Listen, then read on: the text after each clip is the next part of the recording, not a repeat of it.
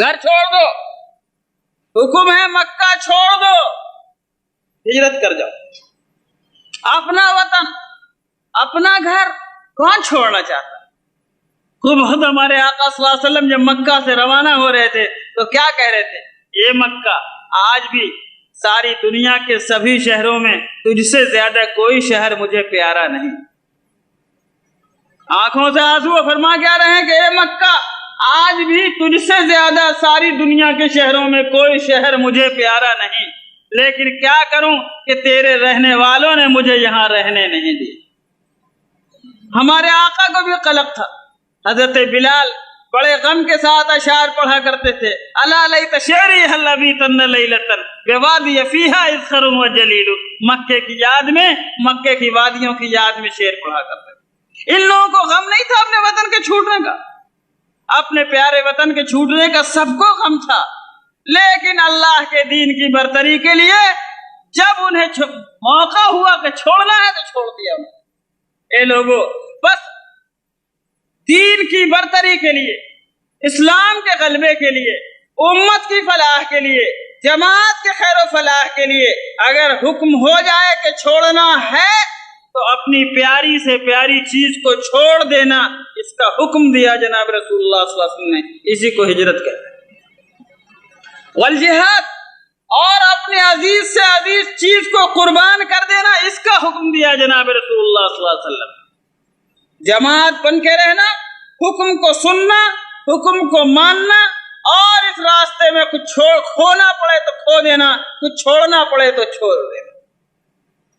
اب یہاں پر میرے جی کے خلاف ہے بات نہیں مانوں گا، میرے نفس کے خلاف ہے بات نہیں مانوں گا۔ ہندوستان میں ہم لوگوں سے کہتے ہیں کہ قاضی مقرر کرو، اور سرکاری کچہریوں میں مقدمات لے جانے کے بجائے اللہ اور رسول کا فیصلہ شریعت کے کورٹ سے حاصل کرو۔ اب ایک فیصلہ قاضی کر دیتا ہے، وہ فیصلہ جناب رسول اللہ صلی اللہ علیہ وسلم کے قانون کے مطابق کرتا ہے۔ اب وہ یہ کہے کہ تمہارے پاس تو طاقت نہیں، تمہارے پاس تو حکومت نہیں، تمہارے پاس تو پولیس نہیں، تمہارے پاس تو فورس نہیں، ہم نہیں مانیں، ہم تو شارجہ میں رہتے ہیں، ہم اتنا کماتے ہیں، ہم کیوں مانیں گے تمہاری بات؟ اس سے کہو کہ تم کو ماننا پڑے گا، جماعت سے نکلنا نہیں ہوگا۔ من خرج من الجماعت قید شبر فقد خلع ربقۃ الاسلام من عنقہ۔ جو جماعت سے باہر نکل جائے گا ایک بالش برابر، جو مسلمانوں کے اجتماعی حیت کو توڑے گا، جو مسلمانوں کے اجتماعی نظم کو درہم برہم کرے گا، جو امت کی اجتماعیت کو نقصان پہنچائے گا، اس نے اسلام کی رسی اپنے گردن سے باہر نکال لی۔ من خرج من الجماعت قید شبر فقد خلع ربقۃ الاسلام من عنقہ۔ جس نے ایک بالش برابر بھی اپنے کو جماعت سے باہر نکال لیا، اس نے اسلام کی رسی اپنے گردن سے باہر کی۔ آگے وہ بات فرمائی گئی جس میں آپ سب مبتلا ہیں، یعنی کوئی بات ہوتی ہے کیا کہتے ہو؟ ارے بھائی دوڑو، ہم سب تو حیدرآباد کے ہیں، ہم سب تو بہار کے ہیں، سندھیوں ایک ہو جاؤ، پنجابیوں متحد ہو جاؤ، بنگالیوں اکٹھے ہو جاؤ، بہاریوں اکٹھے ہو جاؤ۔ لعنت ہے دوستو، لعنت ہے۔ اسلام سے بڑھ کر تم نے اپنی ان بدنیتوں کو سمجھ لیا، اپنی زبان کو سمجھ لیا۔ یاد رکھو یہ ملعون عصبیت ہے۔ اسلام اس عصبیت جاہلیہ کی اجازت نہیں دیتا۔ سنو، حق قائم نہیں ہو سکتا جب تک یہ عصبیت جاہلیہ موجود ہے، حق نہیں قائم ہو سکتا۔ میں ایک گاؤں میں گیا، سنو ایک واقعہ سناتا ہوں۔ وہ گاؤں زیادہ تر مسلمانوں کا تھا، اکثریت 2-4 گھر وہاں ہندو بھائی تھے۔ ایک ہندو بھائی ہمارے پاس میری تقریر کے بعد آیا، اس نے کہا مولانا صاحب میں بہت پریشان ہوں۔ میں نے کیا ہوا؟ میں اتنی بڑی مسلمانوں کی بستی میں رہتا ہوں، لیکن میں چین سے نہیں رہتا، میرے گھر سے فلاں چیز چوری ہو جاتی ہے، فلاں چیز چوری ہو جاتی ہے، میں سخت بے عزتی مبتلا ہوں۔ ابھی میری لڑکی کی شادی کے لیے مہمان آئے تھے، دروازے سے ان کی چادر چرا کے لوگ لے گئے۔ میں نے بلایا ان مسلمانوں کو، کیا قصہ ہے؟ معلوم ہوا کہ یہاں تو بطور پیشہ چوری ہوتی ہے، اس گاؤں میں مسلمان چوری کرتے ہیں بطور پیشہ، اور ان کے گروپس بنے ہوئے۔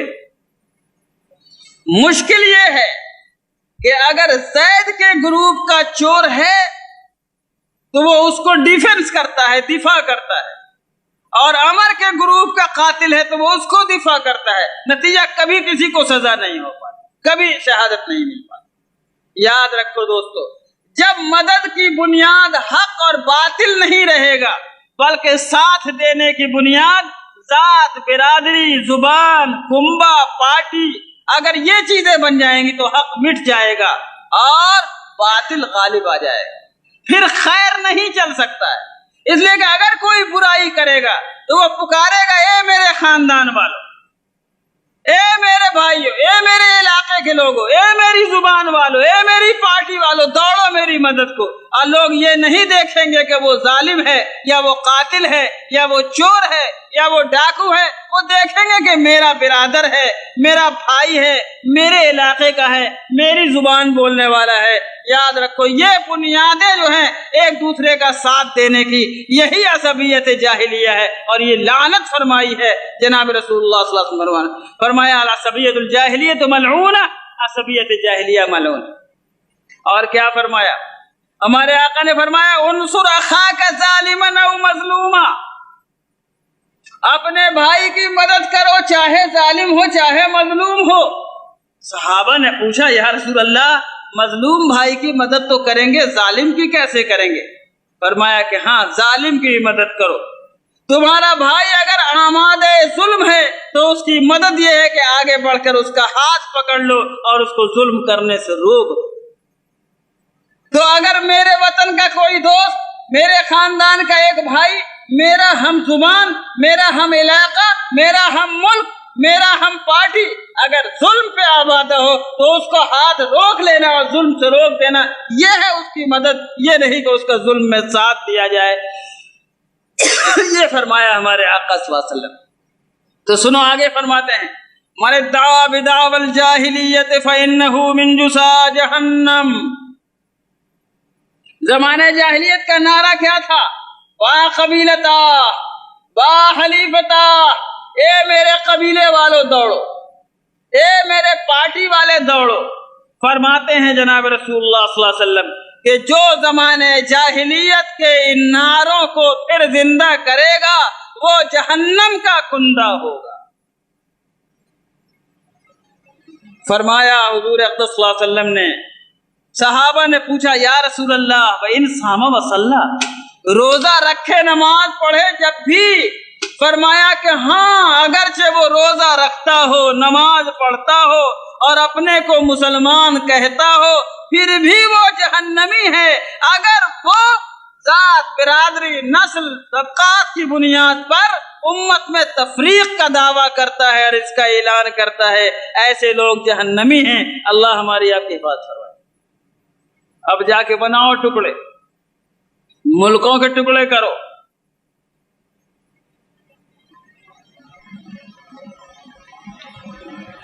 جاؤ ملکوں کے ٹکڑے کرو، انسانوں کے ٹکڑے کرو، اسلام کے ٹکڑے کرو، اور مختلف غیر اسلامی ذہنیتوں کی بنیاد پر امت کی تفریق کا سامان کرو۔ لو امت کے اجتماعی کلمے کو توڑ ڈالو، امت کی عصائے مسلم کو توڑ ڈالو، تفریق کی قیسیاں تیزی کے ساتھ چلاؤ۔ لوگوں، یہ جاہلیت ملعونہ ہے، اس سے توبہ کرنی ہوگی۔ یاد رکھیے، اس امت کو جو نقصان پہنچا ہے وہ آپس کے اختلاف سے پہنچا ہے۔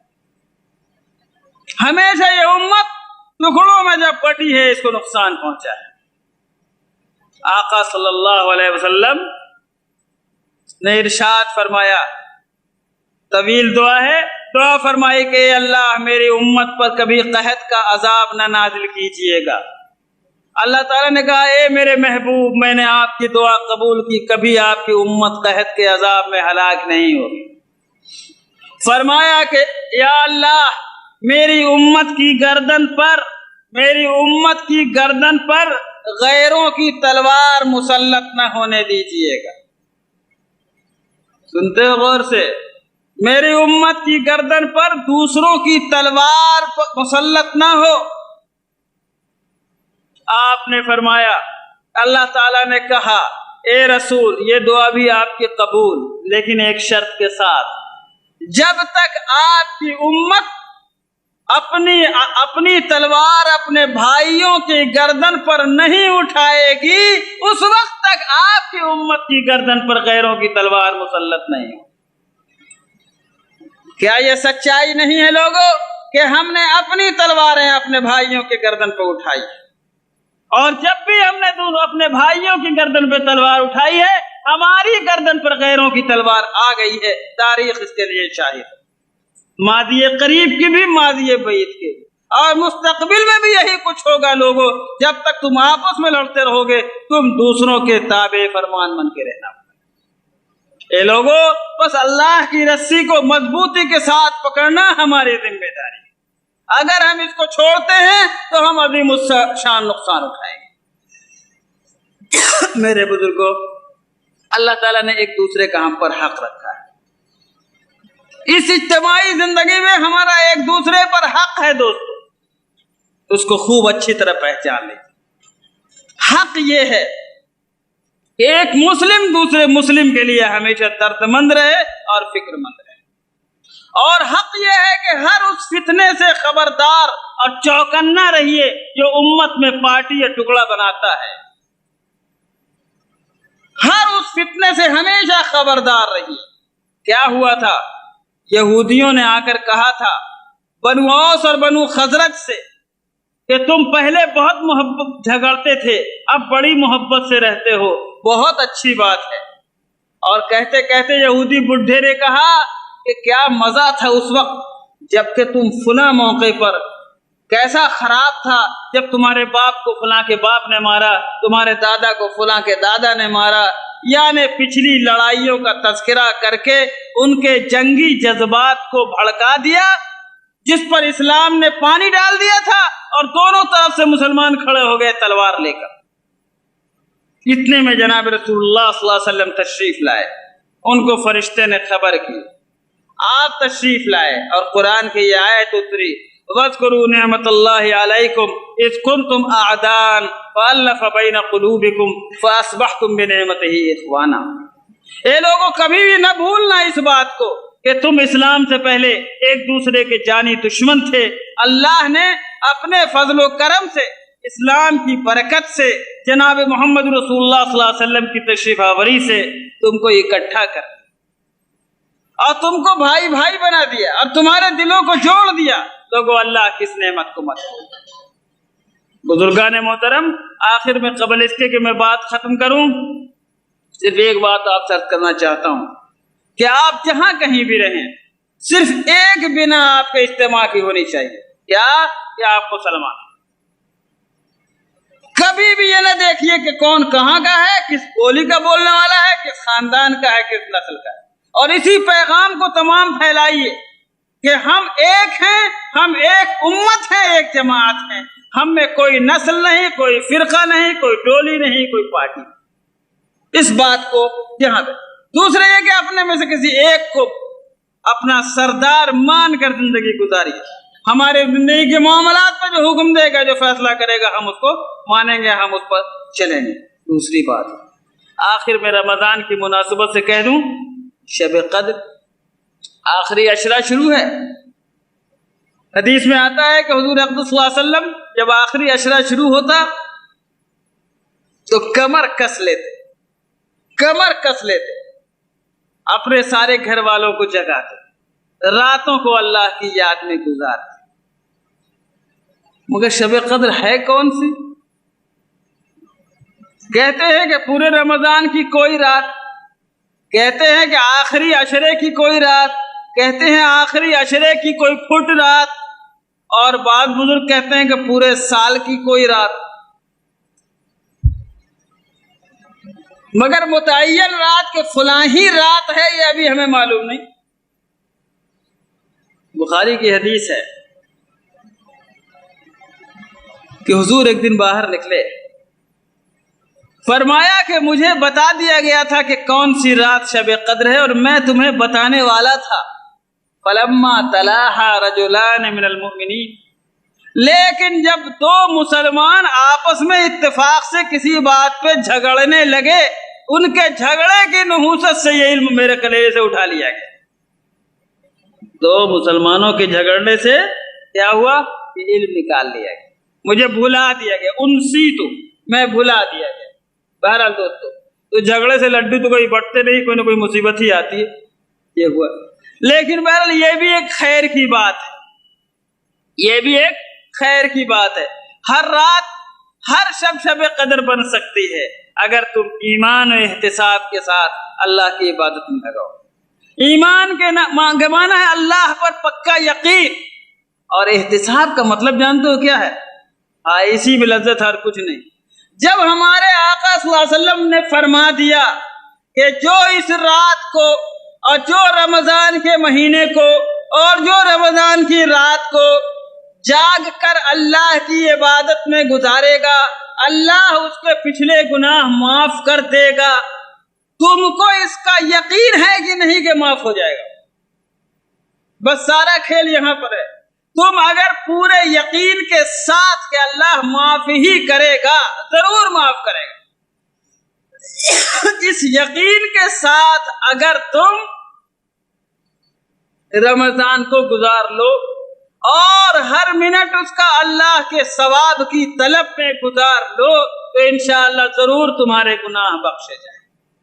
اللہ پر یقین، رسول اللہ صلی اللہ علیہ وسلم کی بات پر یقین اور ثواب کی طلب، اگر اس جذبے کے ساتھ رمضان کو گزارو گے انشاءاللہ فائدہ ہوگا۔ میرے بزرگوں، لیکن رمضان کچھ پرہیز بھی مانگتا ہے، آپ پرہیز چاہتا ہے۔ ایک تو پرہیز کھانے کا ہے، ایک پرہیز پینے کا ہے، ایک پرہیز بیوی سے ملنے کا ہے، اس کے علاوہ بھی پرہیز۔ وہ کیا؟ سب سے بڑا پرہیز یہ ہے دوستو، گالی نہ بولو۔ اگر تم کو کوئی گالی دے تو کہہ دو انی صائم، میں جواب نہیں دوں گا، میں تو روزے دار ہوں۔ جیسے گالی بولنے سے روزہ ٹوٹ جاتا ہے۔ اگر کوئی تم سے جھگڑا کرے کہہ دو میں تو روزے دار ہوں۔ اگر کوئی تمہیں برا کہے کہو میں تو روزے دار ہوں۔ کوئی تم سے غصے سے بات کرے کہو میں تو روزے دار ہوں۔ الصوم جنہ، روزہ ایک گناہ کی بہترین ڈھال ہے۔ گناہ کے تیر آئیں گے تم پر، تم روزے کی ڈھال استعمال کرو، انشاءاللہ بچ جاؤ۔ اور فرمایا کہ جس نے روزہ تو رکھا لیکن لم یدع قول الزور والعمل به، لیکن جھوٹی بات بولنا نہ چھوڑا، غیبت کرنا نہ چھوڑا، دوسرے کی شکایت کرنا نہ چھوڑا، دوسرے کو برا کہنا نہ چھوڑا، جھوٹی بات نہیں چھوڑی اور جھوٹا کام نہیں چھوڑا، تو فرماتے ہیں جناب رسول اللہ صلی اللہ علیہ وسلم فَلَيْسَ لِلَّهِ حَاجَةٌ أَن يَدَعَ طَعَامَهُ وَشَرَابَهُ، اللہ کو کوئی ضرورت نہیں ہے کہ وہ اپنا کھانا چھوڑے یا اپنا پانی چھوڑے۔ یعنی اللہ کو ایسے روزے دار کی کوئی حاجت نہیں جس نے کھانا پینا تو چھوڑ دیا ہو، لیکن وہ جناب اپنے جھوٹ نہیں چھوڑتا، بے ایمانی نہیں چھوڑتا، برے عمل نہیں چھوڑتا، غفلتیں نہیں دور کرتا۔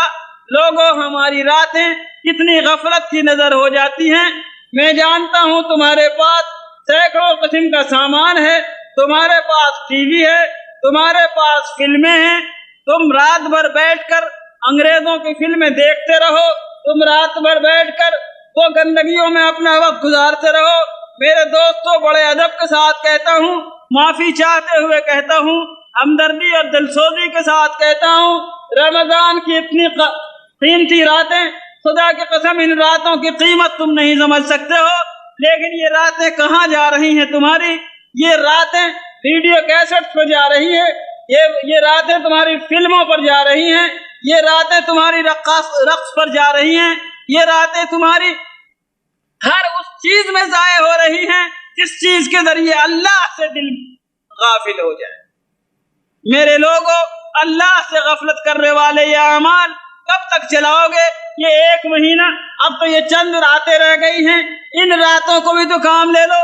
اے میرے لوگوں، رمضان کے یہ 30 دن دراصل 11 آنے والے 11 مہینوں کے لیے بیٹری چارج کرنے کے دن ہیں۔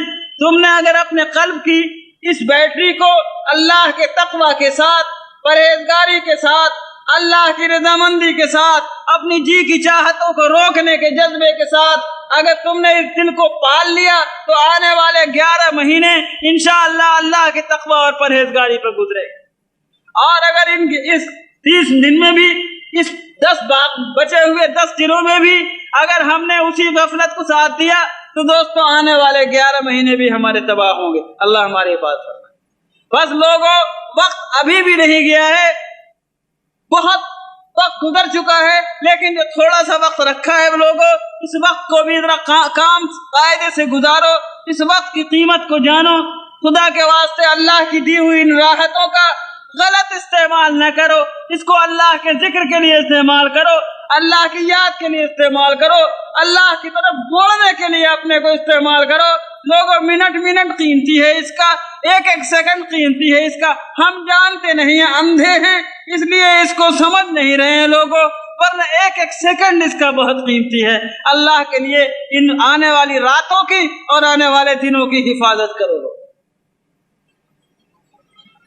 آخر میں چلو اپنے مالک سے دعا کر اور ان سے کہیں کہ ہم تیرے کمزور بندے، اپنے ماحول کے پروردہ بندے، ہم گمراہ اور بھٹکے ہوئے غافل بندے، مالک تو اپنے فضل و کرم سے ہماری دستگیری فرما اور ہمارا ہاتھ پکڑ کر اس ماحول کے فاسد اثرات سے باہر نکال۔ اللہم صلی علی سیدنا مولانا محمد وعلی آلہ وصحبہ وبارک وسلم کما تحب وترضى كما تحب۔ ربنا ظلمنا انفسنا ربنا ظلمنا انفسنا ربنا ظلمنا انفسنا وان لم تغفر لنا فمن يغفر لنا وان لم ترحمنا فمن يرحمنا ان لم تغفر لنا فمن يغفر لنا ان لم ترحمنا فمن يرحمنا